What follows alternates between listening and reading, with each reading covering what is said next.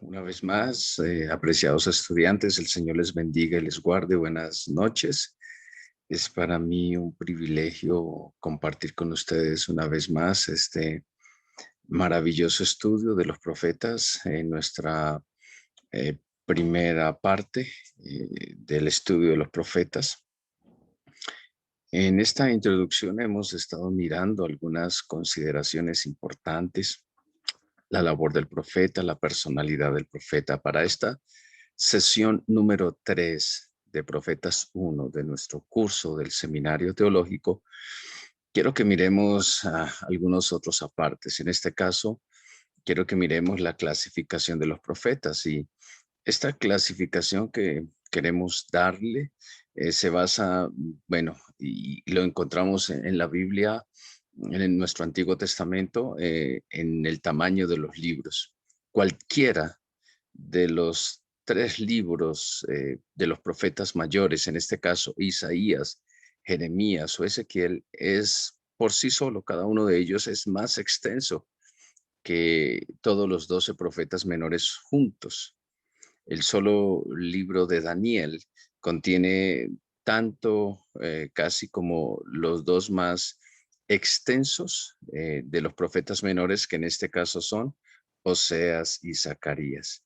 Así de que cuando nosotros hablamos de profetas mayores, en el caso de, de nuestra Biblia, del Antiguo Testamento, los hablamos de profetas mayores y profetas menores. Esa clasificación, en primer lugar, está dado por la extensión, por el tamaño del libro.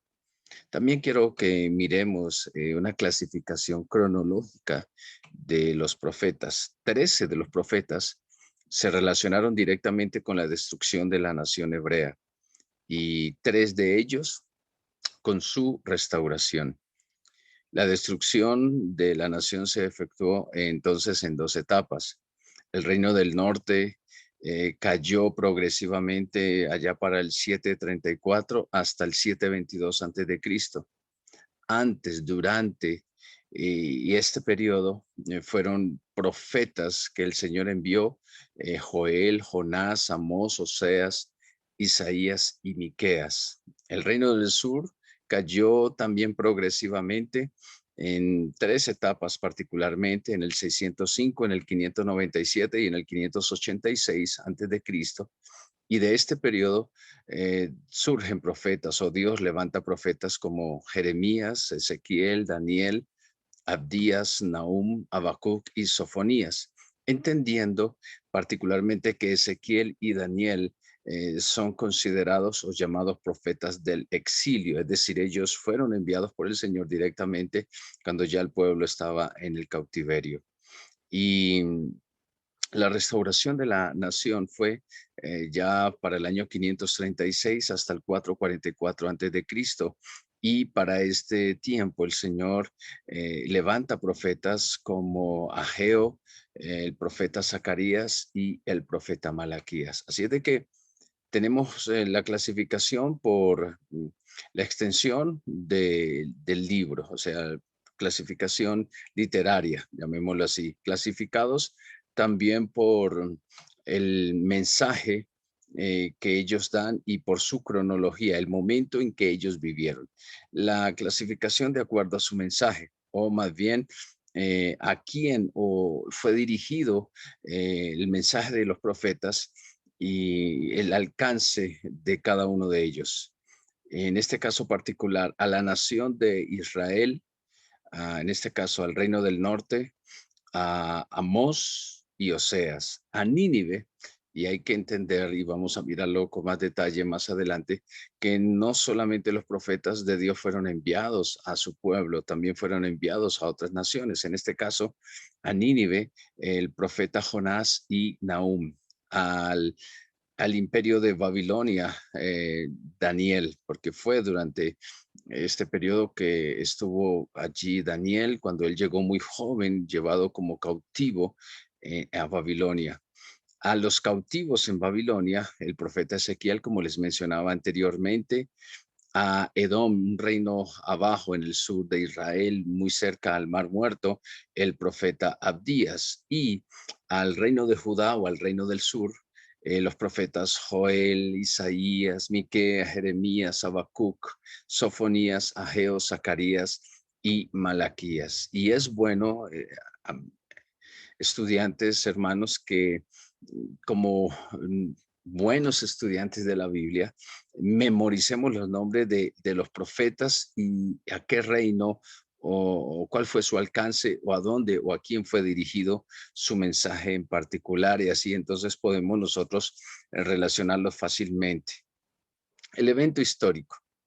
Cuando digo el evento histórico, nos tenemos que referir, o me refiero exactamente a la obra que evocó o que había y que en la cual surgió el ministerio profético en el pueblo de Israel. Y este fue precisamente la apostasía, particularmente de las 10 tribus al reino del norte, como se conoció más adelante, al final del reinado de Salomón. Esto lo encontramos nosotros cuando el reino se divide en el primer libro de Reyes, en el capítulo número 12. Así es de que como medida política, y eso fue un movimiento político para mantener alejados a los dos reinos eh, del sur, el reino norteño, en este caso liderado por Jeroboam I, adoptó como religión nacional la adoración de un becerro. Y esto no era otra cosa sino recordar la religión de Egipto. Poco después, el mismo reino del norte añadió el culto a Baal, que también se infiltró fuertemente en el mismo reino del sur. Es en esta crisis cuando el pueblo de Dios abandona la adoración al Dios verdadero, cuando abandona su comunión, eh, a eso que Dios los había llamado, a ser el pueblo de Dios. Entonces el pueblo se aleja del Dios verdadero y se entrega a la adoración de esos dioses de Egipto y a la adoración a los Baales y a otra serie de dioses que el mismo Salomón había empezado ya a introducir durante digamos, al final de su reinado. Pero el mismo Dios entonces sabía que cuando el pueblo se entregaba a esta idolatría, entonces Dios sencillamente lo abandona, lo deja a que su pueblo, y con mucho dolor en su corazón, ve como la idolatría de las demás naciones, de las naciones vecinas, se arraigan tanto en el corazón de su pueblo que la adoración al Dios verdadero empieza a desaparecer de la mente y el corazón de su pueblo. Sus planes, los planes del Señor para redimir y rescatar a la nación hebrea y de ahí rescatar a todo el mundo, porque el Señor le había prometido que a través del pueblo de Dios, le había dicho a Abraham, a través de sus descendientes serían benditas todas las naciones de la tierra. Y es en este contexto de idolatría, de adulterio espiritual, de alejamiento del verdadero Dios, de la adoración a los Baales y todas estas cosas, es cuando aparecen los profetas. Y esto es importante porque marca este evento histórico, este alejamiento del Dios verdadero es lo que marca la aparición de los profetas. Pero otra consideración general que es muy, muy importante es los sacerdotes, la relación de profetas y sacerdotes. ¿Qué pasó para este momento? Los sacerdotes, al fin y al cabo, habían sido levantados por Dios como los maestros religiosos comunes, regulares, más bien de la nación. Eran una clase hereditaria y a menudo, infortunadamente, se convirtieron en los más malvados de la nación, pero eran hombres que Dios había levantado para que ellos instruyeran al pueblo, para que a través de sus labios, de su boca, como el mismo Señor lo había dicho, el pueblo recibiera la instrucción y recibiera la ley, y a través de ellos, de lo que el sacerdote le enseñara, la ley de Dios, el pueblo aprendiera a diferenciar entre lo bueno y lo malo. pero infortunadamente esos sacerdotes se convirtieron en los personajes más malos de la nación. Pero con todo y esto, eran los maestros de la religión. Y en lugar de estos sacerdotes clamar y denunciar los pecados en los que el mismo pueblo y los reyes habían caído, ellos mismos cayeron en esos pecados y llegaron a ser unos, entre comillas, abanderados de esa iniquidad. Los profetas de distinta manera, o caso contrario, los profetas no pertenecían a una clase hereditaria. Cada uno de ellos, como les mencionaba hace un tiempo en una clase primera, los profetas recibieron un llamado directo de Dios. No recibían su llamado eh, por herencia, es decir, mi papá fue profeta, ahora yo voy a ser profeta, como en el caso de los reyes o de los sacerdotes. Fueron llamados de entre diferentes contextos y elementos. Por ejemplo, Jeremías y Ezequiel eh, eran sacerdotes. También se cree que Zacarías, tal vez Isaías, Daniel y Sofonías pertenecían a la clase real. Amós era un pastor de ovejas, y de los demás profetas no sabemos. Por ejemplo, Elías, por mencionar un profeta no escritor, pero no sabemos de los demás profetas, de dónde provienen ellos, cuál era su origen. Por ejemplo, Oseas, por ejemplo, Abdías, no sabemos, sino que simplemente aparecen en escena. Está bien, el periodo de los profetas abarca más o menos unos 400 años. ¿Sí? También el evento céntrico de este periodo de los profetas es la destrucción de Jerusalén, ¿sí? Cronológicamente, más o menos a mediados de este mismo periodo. Con este evento, de una u otra manera, se relacionaban, de hecho, como lo mencionaba hace un instante, históricamente o cronológicamente, 7 de los profetas. Es decir, que tuvieron que ver directamente con la destrucción de Jerusalén. Estos profetas fueron Jeremías, ustedes saben muy bien, que profetizó acerca de la destrucción del templo y de la ciudad, y no le creyeron. Ezequiel, Daniel, Abdías, Nahum, Habacuc y Sofonías estuvieron predicando y hablando de parte de Dios durante este tiempo. Así de que la caída de Jerusalén fue el tiempo de mayor actividad profética. Fue cuando Dios usó y envió más a sus siervos durante este periodo, ya que lo que Dios quería era evitar eh, que la destrucción de su santa ciudad sucediera, o por lo menos que los profetas le explicaran al pueblo y que llamaran al pueblo a que se volvieran a él para que no viniera esa destrucción, o que si venía la destrucción, por lo menos el pueblo sabría de qué se trataba cuando los profetas les hablaran y les explicaran a ellos. Dios hizo todo cuanto pudo, cuanto estuvo a su alcance, para evitarlo, enviando a sus profetas. Pero el mismo Jeremías dice que desde temprano y sin cesar, Dios envió a sus profetas. Pero como ya sabemos la historia, el pueblo a ninguno de ellos le hizo caso. Eh, Parece como que Dios prefiriera tener alguna institución que representara la idea de Dios en el mundo.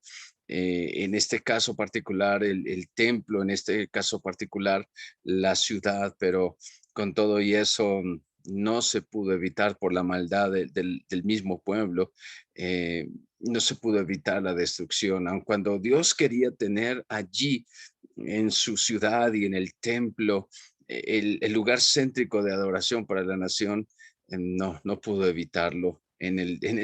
Humanamente hablando, no pudo evitar ninguno de sus profetas el que el juicio fuera inminente de destrucción sobre el templo que él mismo había deseado que se construyera. Y eso es importante. Así de que podemos nosotros entender que con todo y esto, parece que hubiera un paralelo, y lo dejo claro acá.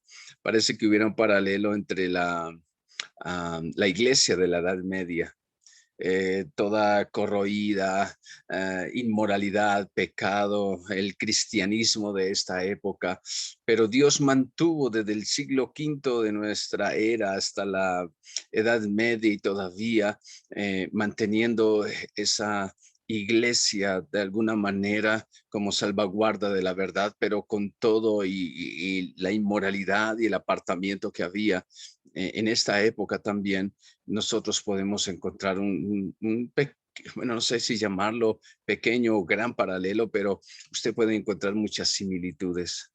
Pero Dios siempre ha levantado siervos que estuvieran llamando al pueblo para que se arrepintieran y se volvieran y evitar que el castigo viniera. Pero bueno, obviamente ya lo sabemos que no se pudo evitar. El mensaje de los profetas, quiero mencionarlo, el mensaje de los profetas en una sola frase, ¿sí? Esto es muy importante. Por ejemplo, en el caso de el profeta, el profeta Joel, tendríamos nosotros que mirar visión de la edad del evangelio, la cosecha de Jehová entre las naciones. Ustedes saben que uno de los pasajes más conocidos de Joel es el derramamiento del Espíritu Santo que se cumple en la predicación del apóstol Pedro en el día de Pentecostés. El libro de Jonás podemos ver una vislumbre del interés del Señor de Israel, aún en los enemigos de Israel, en este caso particular del imperio asirio. Nínive, su capital, Jonás predica y toda la ciudad se arrepiente. Amós, la casa de David, ahora rechazada por Israel, un día regirá la tierra. Oseas, Jehová rechazado por Israel, un día será Dios de todas las naciones. Bueno, vamos a mirar los profetas en particular y cada uno tiene un mensaje tan apropiado y tan interesante. El profeta Isaías, Dios tiene un remanente para el cual hay un futuro glorioso. Miqueas, el príncipe venidero de Belén y su reinado glorioso. Nahum, el juicio inminente de Nínive y su desvanecimiento. Sofonías, el advenimiento de una nueva revelación bajo un nuevo nombre. Jeremías, el pecado, la destrucción y la gloria futura de Jerusalén. Ezequiel, la caída de Jerusalén, su restauración y su glorioso porvenir. Abdías, por su enemistad contra el pueblo de Dios, Edom perecerá del todo. Daniel, los cuatro reinados y el reinado universal y eterno de Dios. Habacuc, la seguridad del triunfo final del pueblo del Señor. Ageo, el segundo templo y el gran templo futuro. Zacarías, el rey venidero, su casa y su reinado de gloria. Y Malaquías, último mensaje a la desobediente nación.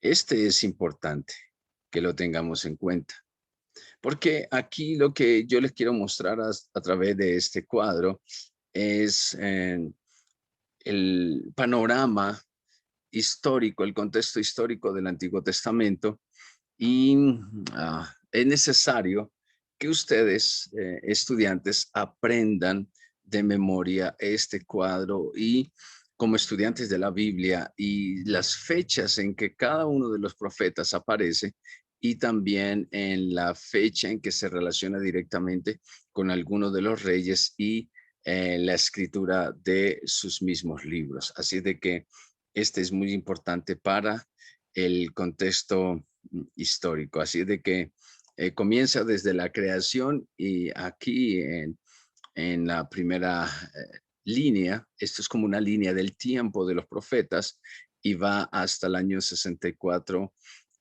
cuando aparece Roma. Esto es antes de Cristo. ¿Está bien? Este es un cuadro muy, muy interesante que ha sido creado por el doctor Eun Sok Cho, un PhD en, en filosofía, bueno, philosophy doctor de la Universidad de Berkeley y un gran amigo y un gran profesor del seminario teológico y pastor también en los Estados Unidos. Pero este cuadro, hago mención de quién es el autor, porque Eh, a él le tomó mucho tiempo y esto tuvo que ver con su tesis doctoral también. Así de que, mis hermanos, es necesario que miremos este cuadro, usted lo repase en su casa, estudiándolo, analizándolo y mirándolo con detenimiento. Solamente quería mostrarlo de esta manera. El profeta Isaías. Aquí ya entramos más en materia con cada uno de los profetas. Llamado entonces el profeta mesiánico. Dice en aquel día, Isaías 12, verso 1 y 2, cantaré a ti, oh Jehová, pues aunque te enojaste contra mí, tu indignación se apartó y me has consolado. He aquí, Dios es salvación mía. Me aseguraré y no temeré, porque mi fortaleza y mi canción es Jehová, quien ha sido salvación para mí. ¿Por qué es llamado el profeta mesiánico? Es llamado el profeta mesiánico porque estaba profundamente compenetrado con la idea de que su pueblo había de ser una nación mesiánica ante el mundo, es decir, una nación a través de la cual o por medio de la cual el Señor había de enviar, el Señor Dios había de enviar a través de ellos el Salvador, el ungido para traer libertad, no solamente al pueblo de Israel, sino al mundo entero, y sería de gran bendición para todas las naciones de la tierra. Siempre, en este caso, el profeta Isaías, y en la mentalidad del pueblo hebreo, estaba el sueño y estaba la idea con un tiempo en que se haría definitivamente grande la nación de Israel y a través de ella vendría un tiempo de salvación para todas las naciones de la tierra. Dice el Nuevo Testamento con relación a Isaías, en Juan 12:41 dice que Isaías vio la gloria del Cristo y habló de él. Este testimonio es importante en el Nuevo Testamento. Eh, Ver la gloria de Cristo. Y eso tenemos que recordar lo que fue precisamente lo que Isaías vio 700 años antes de la venida del ungido del Señor, del Mesías en hebreo. La palabra Mesías es la palabra hebrea para ungido y en el Nuevo Testamento la misma palabra para ungido es literalmente Christos o Cristo. De ahí que Isaías vio entonces la gloria del ungido del Señor y habló de él. Y por eso entonces es conocido como ningún otro de los profetas, a Isaías como el profeta mesiánico, quien habló más de la venida del Mesías. Pero, ¿quién fue Isaías? Hablemos del hombre Isaías, de la fecha de su libro, pero Isaías era un profeta del reino del sur, en Judá exactamente, en la época preciso en que el reino del norte, o sea, Israel, fue destruido por los asirios. Es para este mismo tiempo, para esta misma época, en que el Señor está levantando al profeta Isaías. Isaías vivió durante, según el mismo capítulo 1, vivió durante los reinados del rey Usías, el rey Jotam, Acaz y Ezequías.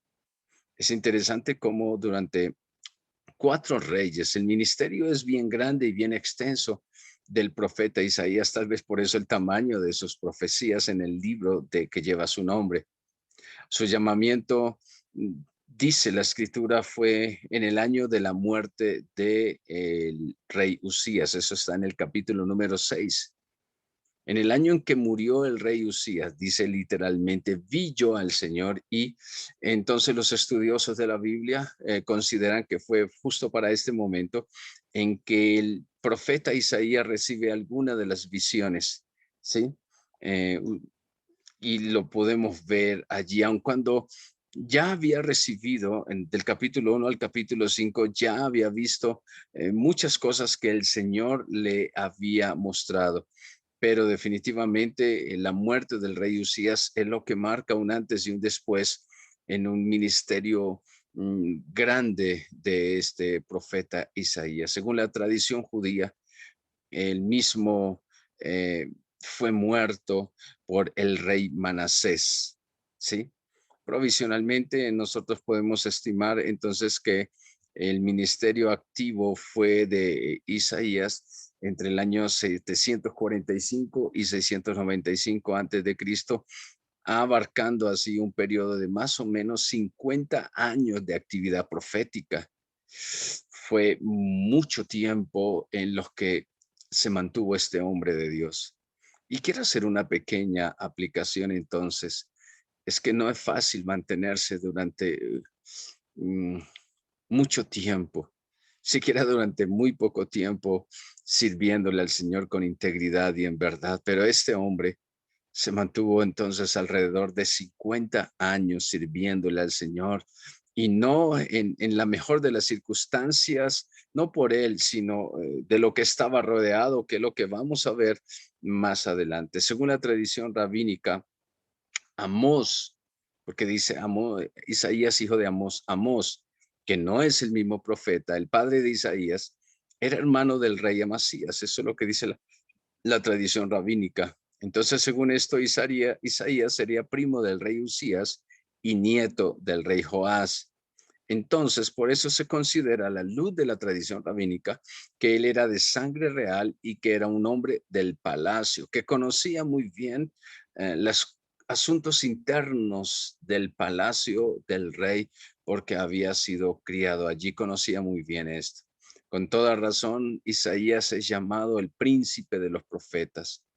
La visión que tuvo del Señor en el capítulo 6, verso 1, como alto y sublime, y después la misma opinión que él da de sí mismo como un hombre de labios inmundos y que habita en medio de una generación pecadora, y que el lugar donde él está, esa generación donde está, y que esa nación eh, estaba fijándose más en cualquier otra cosa que en la adoración del Dios verdadero, fue esto. Primero, el reconocimiento de quién es Dios. Segundo, el reconocimiento de su condición humana. Y tercero, el reconocimiento del lugar donde Él está viviendo, donde Él ha crecido, donde desarrolla su contexto. Es lo que prepara definitivamente a Isaías para el papel de profeta, para el llamado que Dios le está haciendo. Así de que este hombre no era solamente digámoslo, un gran profeta, porque de hecho lo fue. También sería un gran consejero entre esos hombres de estado, entre Usías, Jotam, Acaz y Ezequías. Muy seguramente los profetas eran también en su momento personas a quien los reyes consultaban, no solamente por sus profecías, sino como consejeros o sabios.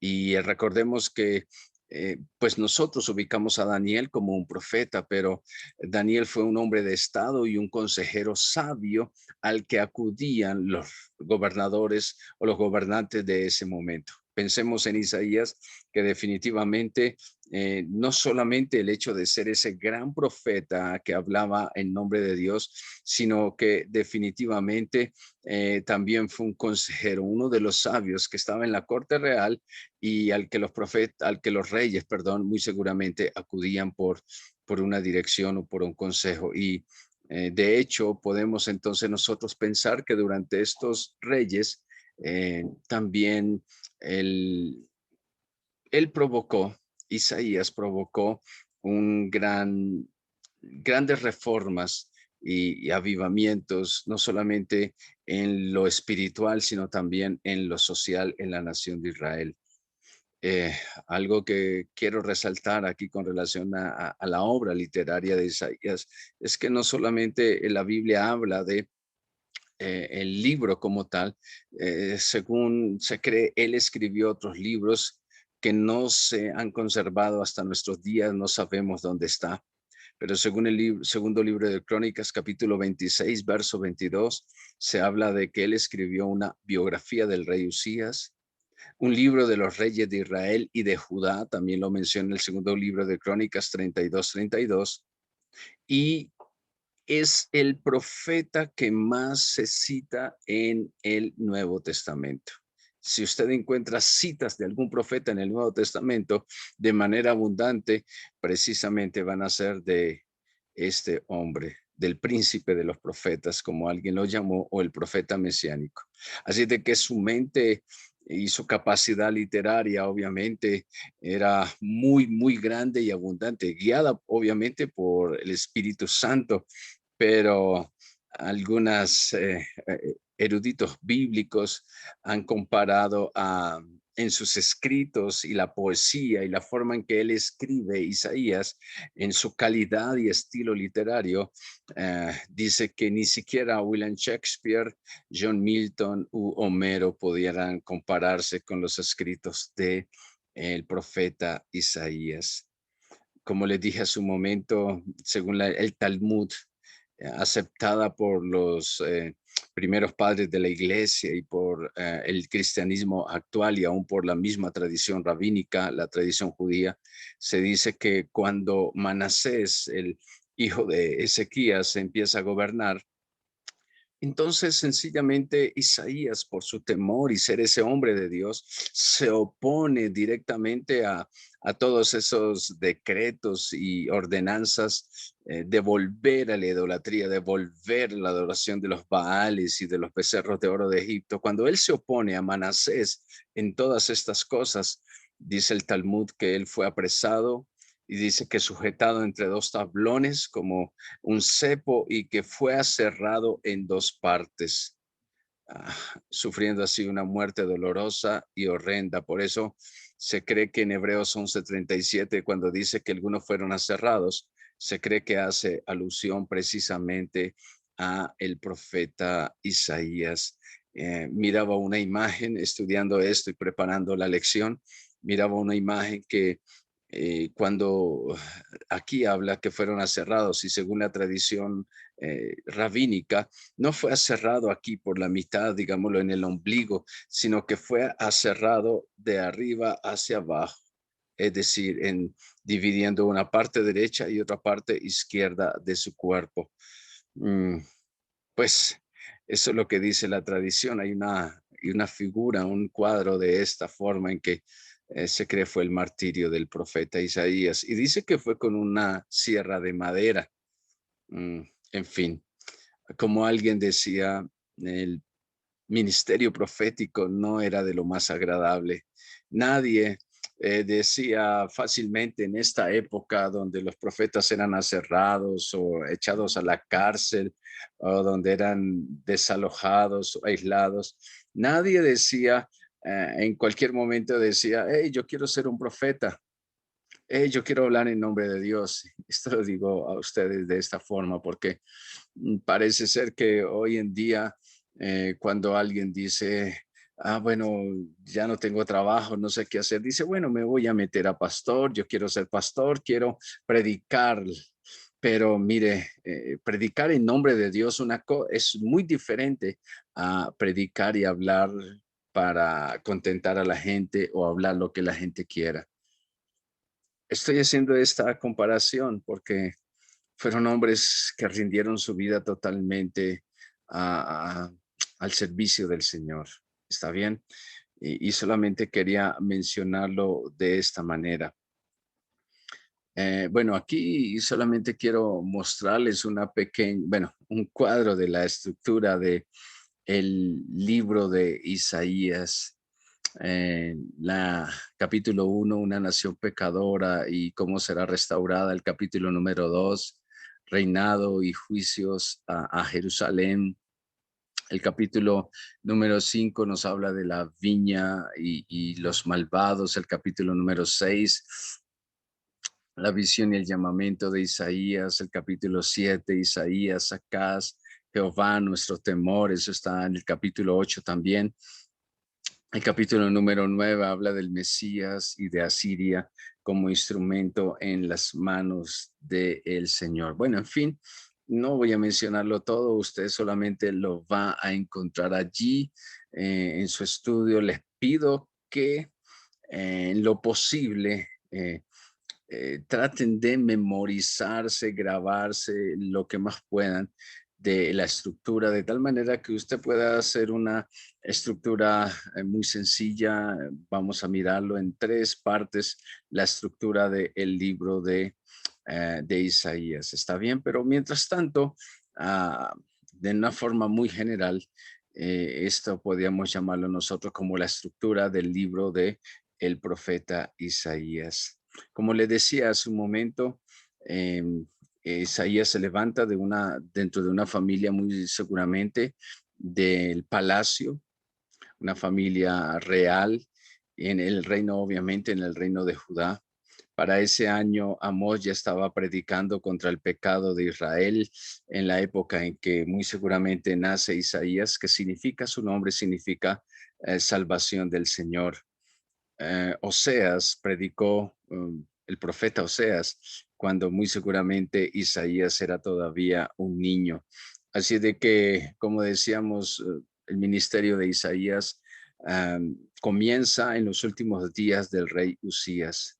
Y tanto Usías en Judá como Jeroboam segundo en Israel, en la parte norte, en el reino del norte, gobernaron sin ningún problema en sus propios países, debido en parte a que todavía para el gobierno de Jeroboam segundo, en este caso, Jeroboam segundo, y el rey Usías, no habían naciones o imperios grandes que estuvieran tratando de conquistar o atacar las naciones vecinas o al mismo Israel. Por eso se cree que uno de los periodos de mayor prosperidad que hubo en Israel, en la nación entera, pero obviamente el reino del norte y el reino del sur fue el gobierno de Jeroboam segundo en el reino del norte y Usías. Si usted lee la historia del rey Usías, va a ver cómo él fue prosperado, se engrandeció al punto de que su corazón se enorgulleció y dice literalmente que se rebeló contra su Dios. Pero fue una época de mucha prosperidad para toda la nación en su conjunto. Muy seguramente Isaías, hijo de Amós, estuvo en Jerusalén y sus alrededores como profetas para esta época. Eh, Se cree que venía de una familia de cierto rango porque tuvo acceso fácil al rey, y acuérdese que un profeta no podía tener tan cercano al rey. Y según el capítulo 8, en el verso número 2, también estaba muy cerca del sacerdote. Era casado y tuvo dos hijos. Sus nombres simbólicos: Sear Hasub, un remanente regresará, el capítulo 7, verso 3, y Maher Salah Hasbaz, él apurándose o apresurándose al botín o corriendo a la presa, en capítulo 8, verso 3. Así de que podemos hablar de esto como el, el hombre Isaías. ¿Quién era este hombre a quien el Señor levantó?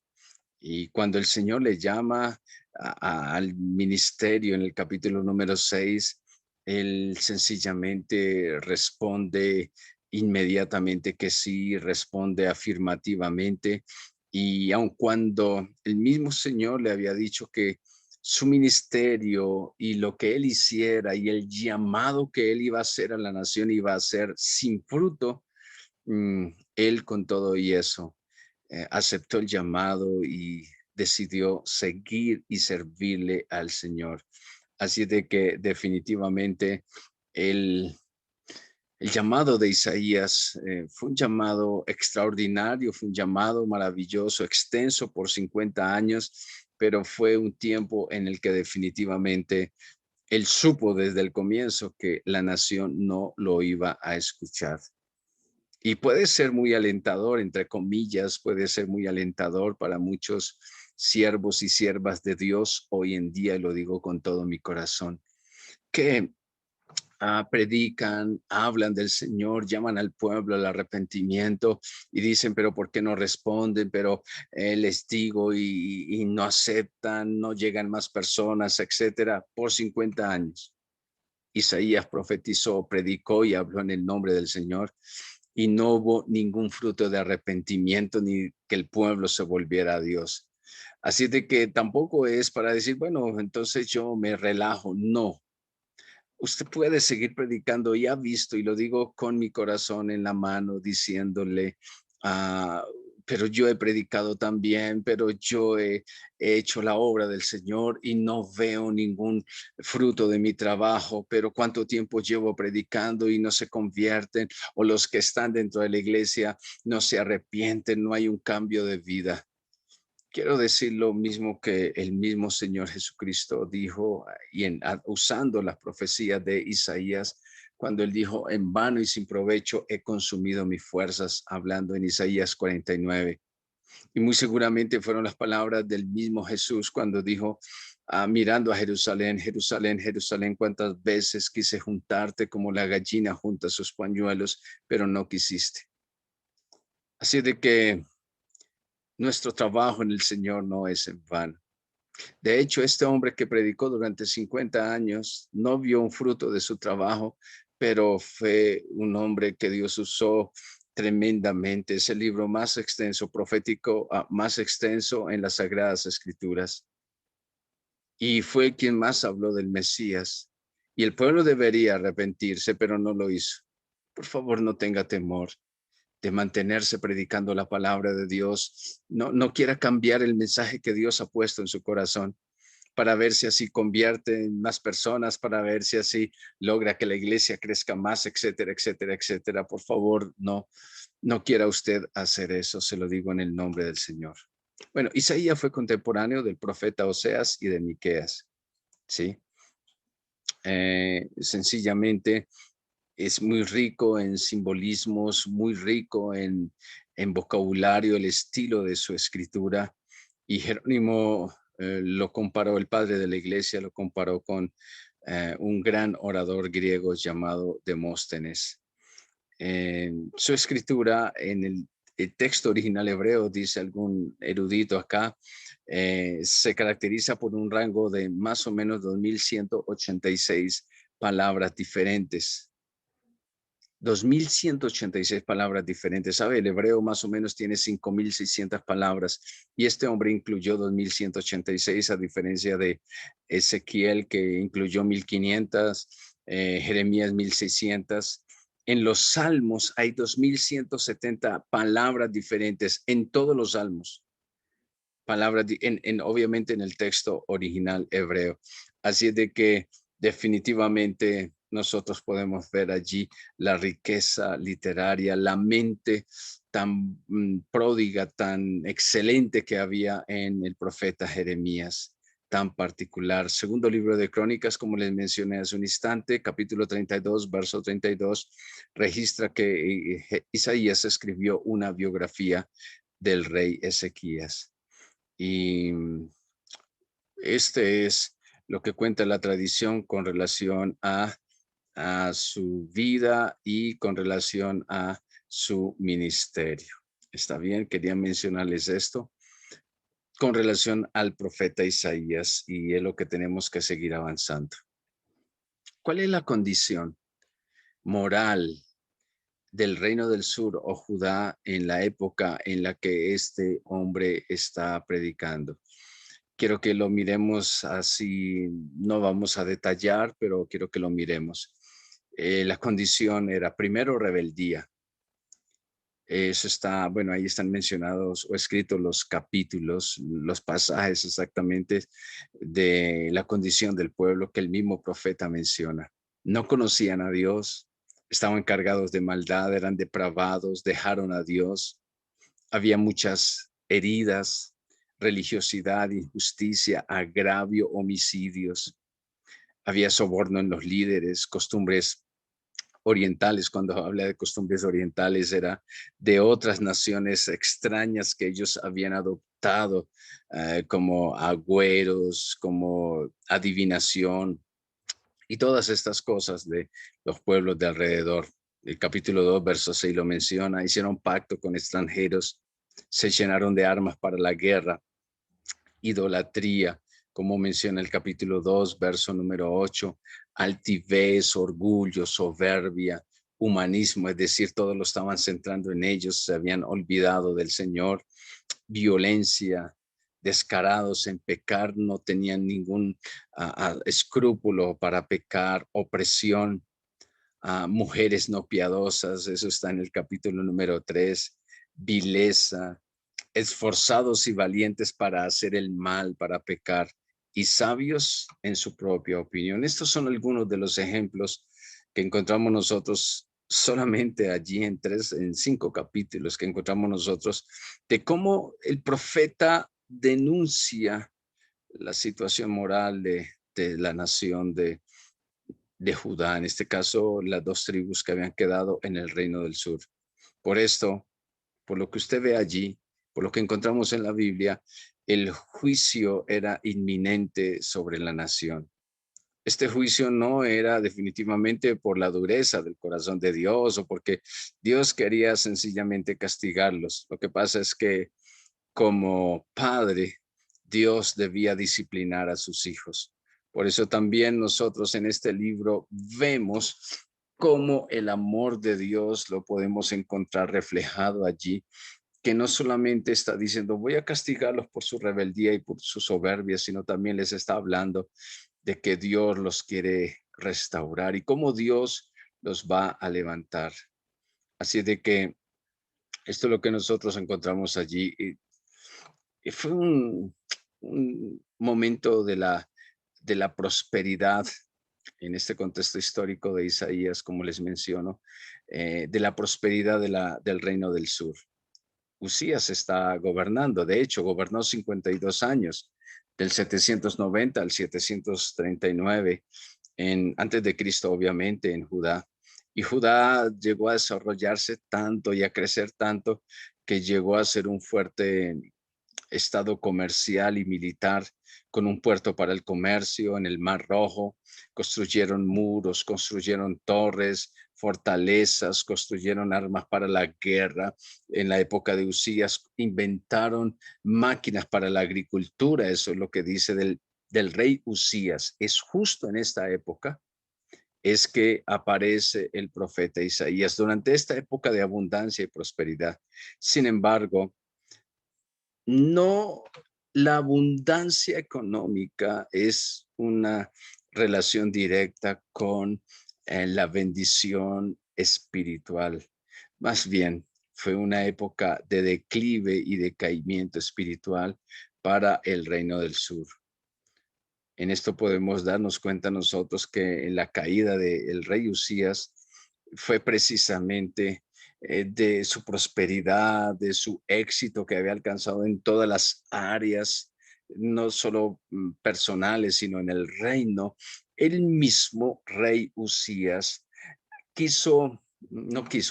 asumió derechos o se atribuyó derechos que, aun cuando fuera el rey, no le estaba permitido por Dios ni por su palabra. ¿Y qué fue lo que él asumió? ¿Qué fue lo que él quiso hacer como rey, pero que no le era permitido? Tomar los privilegios del sacerdote en cuanto a quemar incienso sobre el altar. Y ustedes saben el resto de la historia, que cuando él toma el incensario para ir y entrar al lugar santo y ofrecerlo en el altar del incienso, se levanta el sumo sacerdote y a otros 80 sacerdotes y le dicen, no te corresponde a ti, oh Usías, quemar incienso. Y cuando el sacerdote le dice esto al rey, muy seguramente para esta época era un sacerdote temeroso de Dios, era un sacerdote que conservaba la ley de Dios, por eso se enfrenta al rey. De no haber sido así, él lo deja que el rey hiciera lo que quisiera, pero en este caso era un sacerdote temeroso de Dios. Cuando lo confronta al rey, el rey se llena de ira y en este caso, al llenarse de ira, brota lepra en su cara, en su frente, y por eso tuvo que aislarse. Lo aíslan, el sacerdote lo aísla del templo del Señor, queda recluido en su casa y entonces su hijo Jotam tiene que encargarse de los deberes de rey como tal antes de la muerte de su padre. Para esta época entonces Asiria empieza a surgir como una nueva potencia mundial, o bueno, internacional, en este caso mundial, bueno, pero internacional en este momento. bajo Tiglat-Pileser para el 745 al 727, mientras que Jotam todavía era rey en Judá. Entonces, Judá comienza a recibir la oposición, no solamente de este eh, rey asirio que empieza a gobernar, sino también de parte del reino del norte, en este caso de Israel, también de Siria al norte. Y todo esto le complica mucho la vida a Jotán. Estoy hablando de la parte política. Todo esto le complica la vida a Jotán. Y con todo y eso, Jotam quiso seguir la misma línea de su padre Usías como constructor y guerrero, pero definitivamente la corrupción ya había andado un buen trecho en la nación, en Judá. Así de que eh, Acaz viene ya después a gobernar después de Jotam, y cuando tiene 25 años es que comienza a gobernar o a reinar en Judá, y reinó hasta los 41 años en el reino del sur. Israel y Siria, o sea, el reino del norte y Siria más arriba, forman una alianza para combatir la alianza asiria, que es muy diferente. Siria, Damasco, Asiria, Nínive. Está bien, como potencia mundial, Asiria se está levantando y quiere conquistar.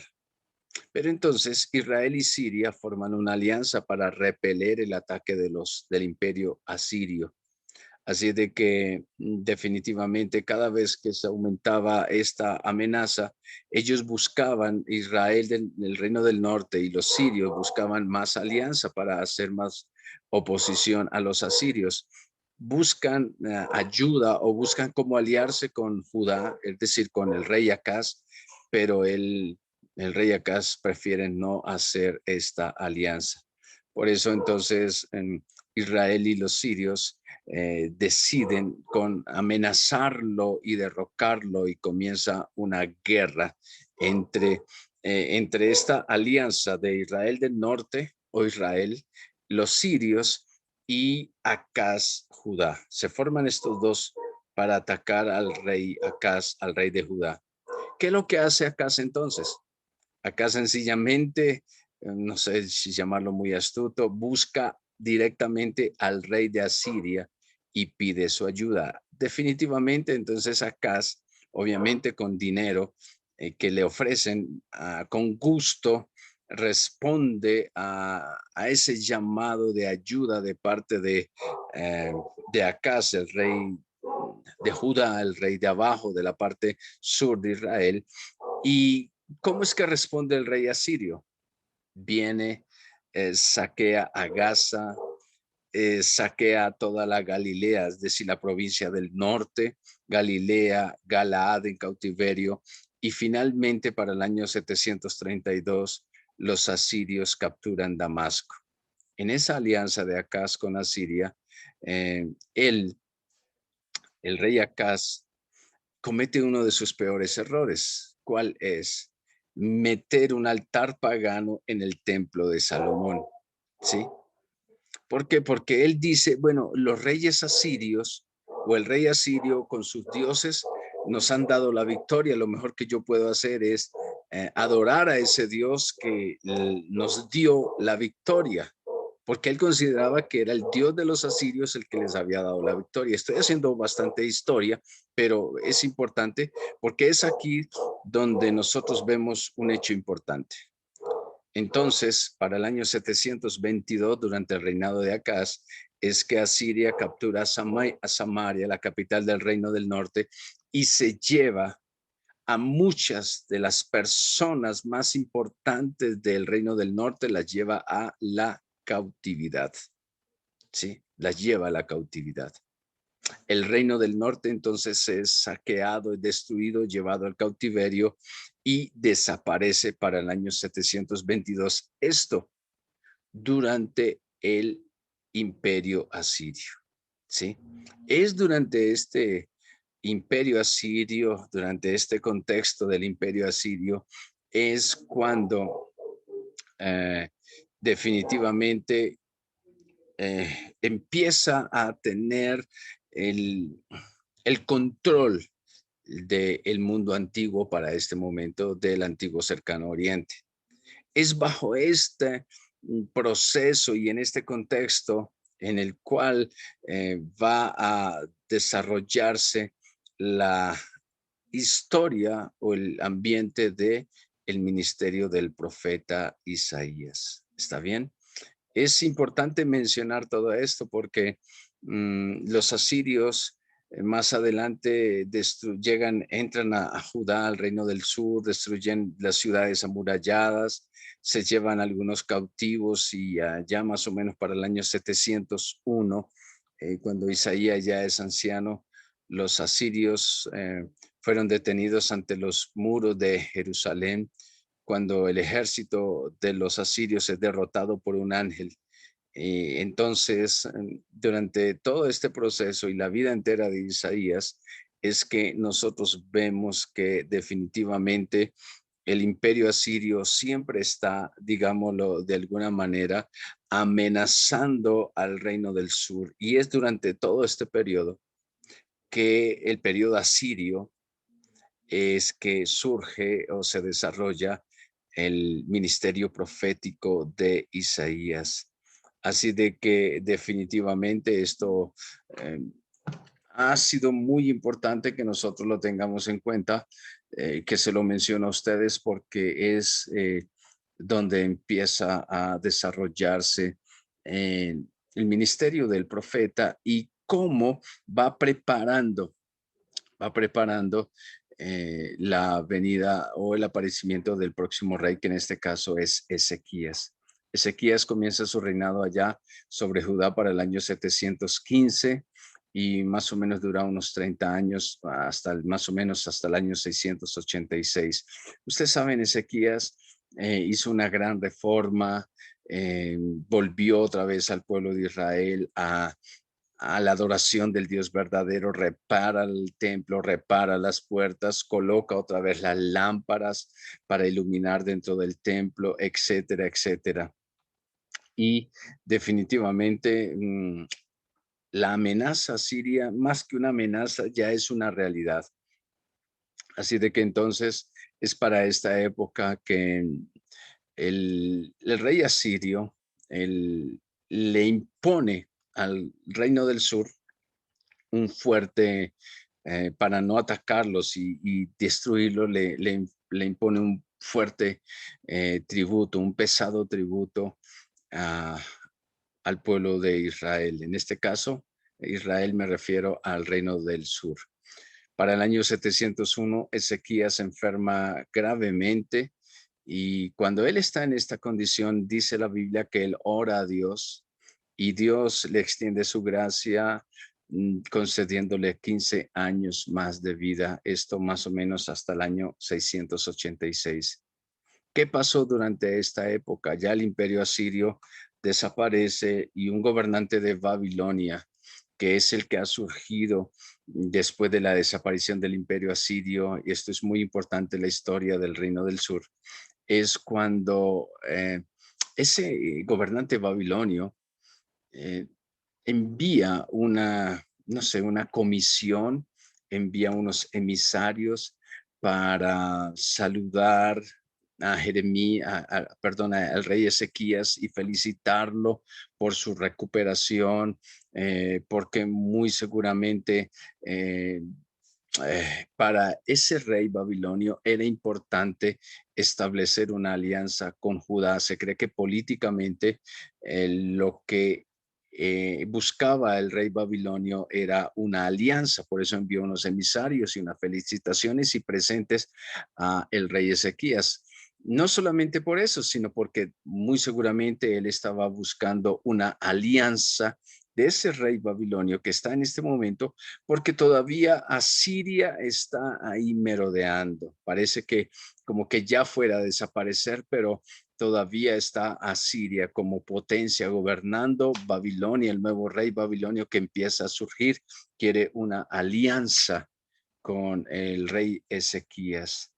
Pero nosotros nos damos cuenta que definitivamente Cuando Ezequías decide ya no pagar más tributo a los asirios, esto sucede en el 701, Sennacherib, el rey asirio, cuando se da cuenta que Ezequías no quiere pagar ningún tributo, envía tropas para invadir a Jerusalén, y sabemos el resto de la historia, que cuando envía estas tropas a los pueblos de Judea, ha robado, ha destruido. Laquis está sitiada y muchas ciudades alrededor de Jerusalén están siendo tomadas por Sennacherib. Eh, Envía Sennacherib un contingente única y especialmente para debilitar la confianza del pueblo de Israel y aún del mismo rey Ezequías. Justo es en este momento cuando ellos están demandando una rendición inmediata de Jerusalén y del rey, que el profeta aparece en escena.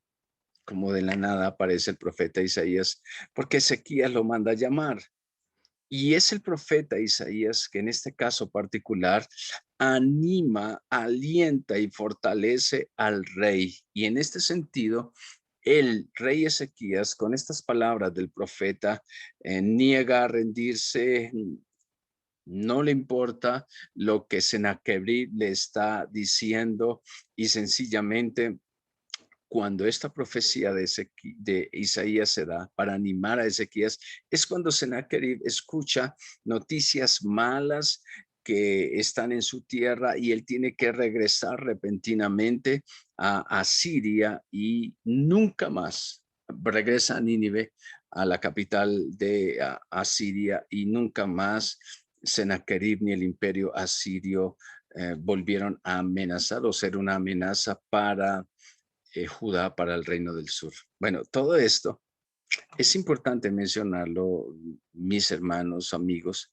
porque no surgen los profetas su ministerio como algo aislado. Sencillamente ellos surgen dentro de un contexto, y principalmente dentro de un contexto político que está afectando a la nación. Ese afectamiento de la nación lleva a como que haya un caos, un apartamiento de Dios también, porque deciden ellos, los reyes o el pueblo, confiar en los dioses de las demás naciones, y por eso se alejan de Dios. También entonces este ambiente es propicio para que Dios levante a sus profetas. Pero en el caso del reino del sur, el profeta Isaías, en el caso del rey Ezequías, surge el profeta para infundir aliento y ánimo al rey. Y de verdad que sí lo necesitaba. Así de que mm, me parece muy importante con relación al hecho de que los profetas fueron llamados por Dios para que el pueblo se volviera a él, para llamarlos al arrepentimiento, para hablar de la justicia social, para hablar cosas con relación al futuro, no muchas, pero sí predecir el futuro. Pero un aspecto importante del ministerio profético es en el Antiguo Testamento, particularmente de Isaías, de Jeremías, de Daniel inclusive, fue alentar al pueblo, animar al pueblo, consolar al pueblo, decirle al pueblo que Dios estaba con ellos, que Dios no los iba a dejar, que aun cuando fueran al cautiverio, de allá Dios los llamaría, de allá Dios los recogería. Es importante también este mensaje dentro de los profetas, y particularmente el profeta Isaías. Alentó al rey Ezequías, lo animó, le dio instrucción, y eso animó tanto a Ezequías que decidió mantenerse firme ante las amenazas de Sennacherib.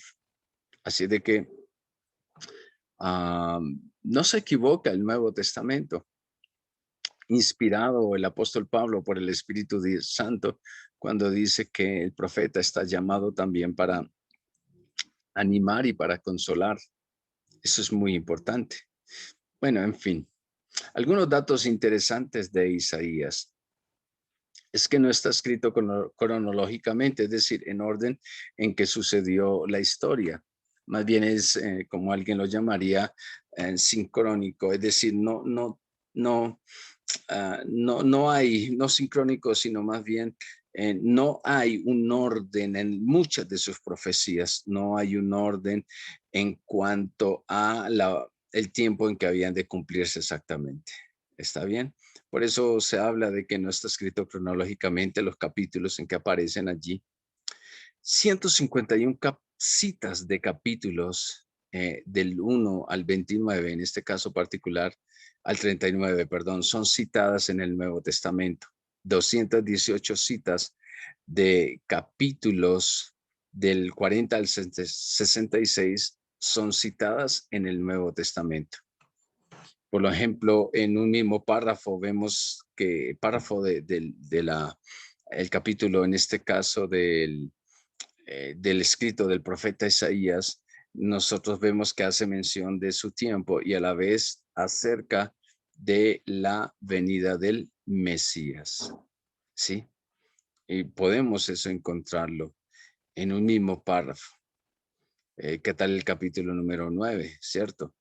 Capítulos escritos durante los reyes que ministró el profeta Isaías.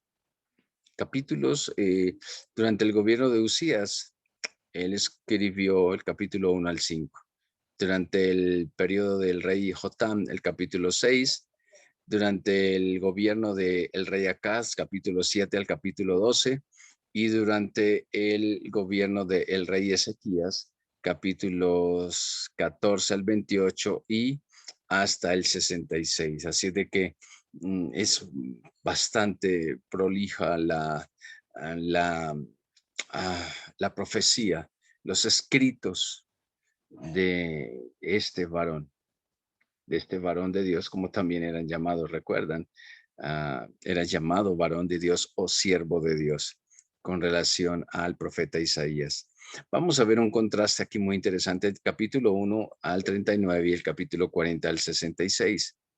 Nosotros vemos a Jesús como rey en la primera parte, en la segunda parte lo vemos como un siervo. Lo vemos Jesús sentado en su trono y en la última parte, en la segunda parte más bien, a Jesús en la cruz. También vemos a Jesús como juez en la primera parte y en la segunda parte como un salvador. En la primera parte lo podemos ver con la triple descripción de santo, santo, santo, pero ya en la segunda parte lo vemos que él está contado con los transgresores. Lo vemos a él sentado en un trono alto y sublime, y en la segunda parte lo vemos quebrantado y humillado, de la descripción que hace del Mesías, pero en un maravilloso contraste que encontramos allí.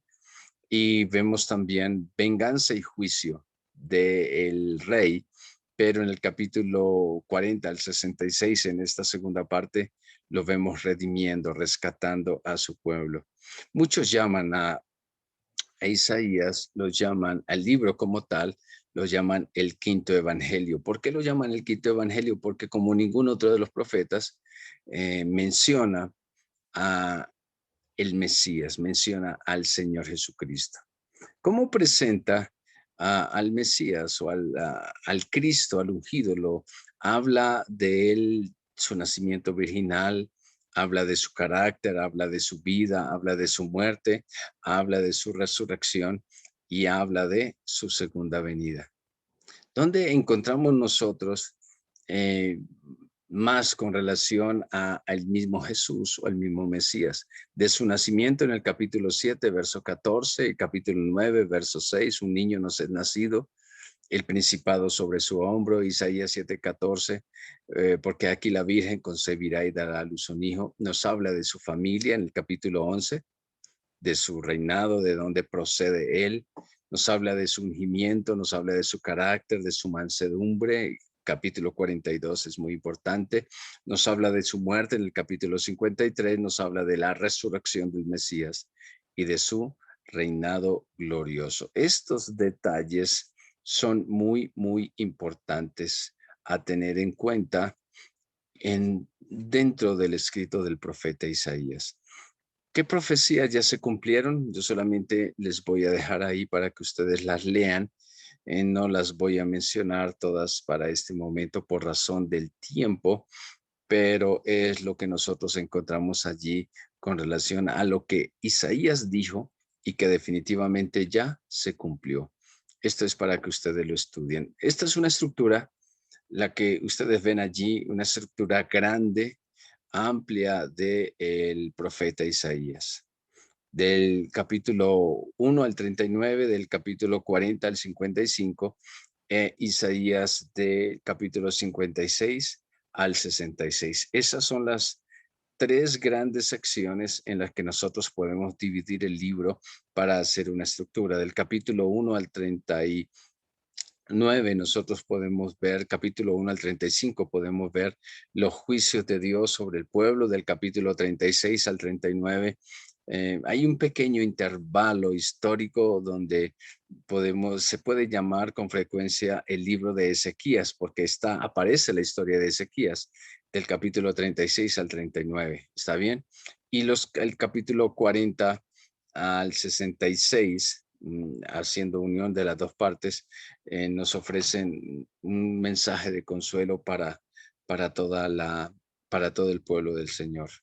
Sí, así de que eso es lo que nosotros encontramos allí en estas tres divisiones, y de una radical importancia es la presentación que hace Isaías del siervo sufriente, que es el punto máximo y culminante de ese siervo sufriente. Lo encontramos nosotros del capítulo 52, verso 12, hasta el capítulo 53 también, verso número 12, y es el relato en el Antiguo Testamento, en la Tanaj, en la Biblia hebrea, más detallado con relación a los sufrimientos de Cristo que se pudieran encontrar. Y este es citado en el Nuevo Testamento, o alguna referencia, más de 85 veces. ¿Sí? ¿Qué fue lo que pasó?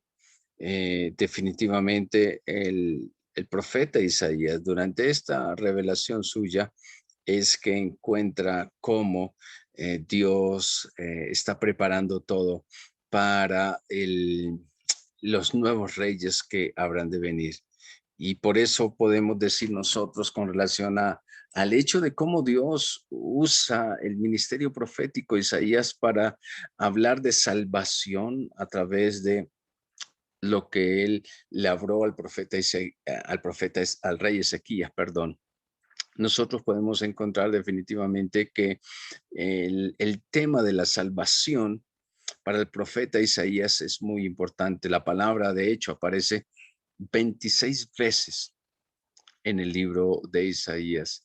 También encontramos nosotros una de las más grandes promesas de la venida del Redentor, Isaías 7:14, como les acabo de mencionar. Y el propósito entonces del libro de Isaías es llevar a que la gente que está rebelde y se ha vuelto en contra de Dios, regrese al Mesías, se vuelva al Mesías Salvador, ya que a través de la muerte del Mesías, él habría de comprar la salvación para todo aquel que se acerque a él, poniendo su confianza. Eso es lo que nosotros encontramos en el capítulo 53 al capítulo 55. Por eso es llamado el profeta evangélico, porque presenta al Mesías como el único medio de salvación de una nación pecadora y desobediente, para que el pueblo, volviéndose al Mesías, escuchando el mensaje del Mesías, el pueblo pudiera ser salvado y restaurado. Por eso, reitero, es llamado el profeta evangélico, o el profeta que anuncia un mensaje de salvación, y es a través del Mesías. Esto es muy, muy importante. ¿Está bien? La importancia en la Biblia definitivamente es que muchos de los temas que predilectos dentro de, digamos, dentro del cristianismo, y de los que más se hablan, se encuentran en el capítulo 1 al 39. Sobre todo se menciona la santidad, o el santo de Israel, y aparece más de 25 veces este título de santo refiriéndose al Señor, más de 25 veces en todo el libro. Pero si nosotros miramos en todos los demás libros del Antiguo Testamento, solo aparece 5 veces el tema de la santidad o de que el Señor es santo en los demás libros del Antiguo Testamento. Por eso, mm, si hablamos de la santidad del Señor y del carácter de Dios, el libro de Isaías es muy, muy, muy importante. ¿Por qué hablar de la santidad de Dios? Porque si hablamos de la santidad de Dios, es ese precisamente esa característica de Dios o ese atributo de Dios el que conduce al pueblo a una conciencia de su pecado, a concientizarlo de su pecado. También hacerle caer en cuenta de cómo está su vida, cómo está su relación del pueblo con las demás personas que le rodean. Por eso es importante que nosotros miremos esto. Allí, en esta primera sección, capítulo 1 al 39, nosotros encontramos también el anuncio del nacimiento milagroso del Mesías. He aquí una virgen concebirá y dará a luz un hijo. ¿Sí? Isaías capítulo 9, verso 11 también nos habla de un Dios fuerte, del reinado universal del Mesías, de justicia y de paz, y que todo esto se cumpliría en una persona. Por eso ya los escritores del Nuevo Testamento relacionan que todas estas profecías de Isaías se cumplen en la persona de Jesús. Voy a aclarar algo, o bueno, mencionarlo. Para los judíos ortodoxos, no tiene eso absolutamente nada que ver. Las profecías de Isaías no tienen nada que ver absolutamente con Jesús de Nazaret. Dicen que no es cierto, que eso es una invención de los cristianos que acomodan todas las profecías de Isaías y del Antiguo Testamento, se las endilgan o se las acomodan a Jesús de Nazaret, que fue un malhechor, que fue un asesino, un ladrón, un mentiroso, y que la peor blasfemia, dicen los judíos ortodoxos actuales, como lo dijeron de Jesús mismo, el Sanedrín y otros tantos, es que decir que Jesús es el Mesías. Bueno, como quiera que sea, definitivamente es en estos capítulos del 1 al 39 nosotros encontramos fuertes evidencias de eh, cómo Isaías nos está mostrando al Mesías Salvador. Del capítulo 40 al 55 nos muestra una viva esperanza de salvación. Nos habla de que va a haber un nuevo éxodo, es decir, salen del, ya no va a haber más cautiverio, del capítulo 40 al 55, salen del cautiverio babilónico y por eso se habla de un segundo éxodo. Los estudiosos de la Biblia hablan de un segundo éxodo. Así como el primero salen de la esclavitud en Egipto, ahora ellos salen de la esclavitud o del cautiverio en Babilonia. Y en estos capítulos se habla muy seguramente de tal vez un nuevo Moisés que va a traer libertad y conducir al pueblo de Israel a esa libertad y esa salvación. Por eso se habla de el siervo de Jehová. Capítulo 42, capítulo 49, capítulo 50, capítulo 52, 53, se habla del siervo del Señor, del siervo de Jehová, cuyo sufrimiento y su resurrección y su exaltación habrían de ser el momento glorioso y culminante de la nación para su salvación.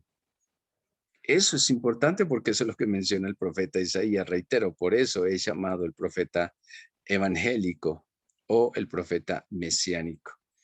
Pero bueno, nosotros, lo que les decía, entendemos y sabemos a la luz del Nuevo Testamento que todo esto se cumplió en la persona de Jesús. Pero inicialmente ellos dicen, no, aquí no habla de ningún Jesús, aquí no habla del Jesús de Nazaret como el siervo de Dios. Ellos dicen, no, es la nación de Israel. Es la nación de Israel la que va a cumplir ese llamado de salvación para todo el mundo.